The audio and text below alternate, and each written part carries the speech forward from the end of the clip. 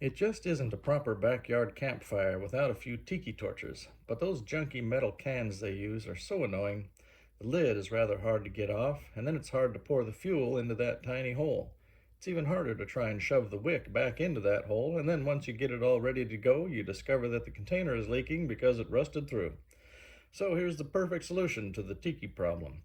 Let's turn a glass cookie jar into a tiki torch. It's easy to fill, it's easy to see how much fuel you have, it's not going to rust through, and you don't have to fill it so often. Here we go. First, remove the handle and its hardware and throw it out. You won't be needing it. Then drill a half-inch hole into the lid and the plastic seal. I find these step drill bits work perfectly for this. I used a piece of scrap wood to keep the lid from getting damaged and did a bit of reaming with the drill bit. I'm sure one of you is going to find fault with my dangerous methods. Get a piece of half-inch copper pipe and cut it about 2 inches long and ream out the ends. A utility blade works as well as a reaming tool, if not a little better.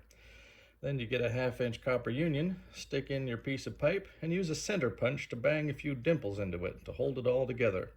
I'm doing multiple containers, so I'm doubling up on these couplers. I then cut them in half with a metal bandsaw, and then I have to do a bit more reaming from those burrs.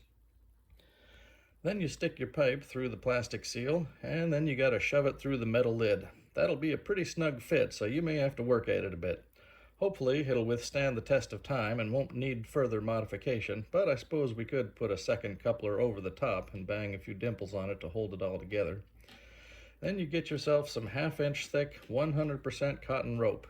Make sure it's cotton on the inside and the outside, for some stuff that's called cotton rope has only cotton on the outside. Shove it through the pipe and you'll discover why you shouldn't have skipped the deburring process earlier on. Leave about 3/4 inch sticking out the end and that's it. You're good to go. The next video shows how I converted the old metal holder into a holder for the new glass jar.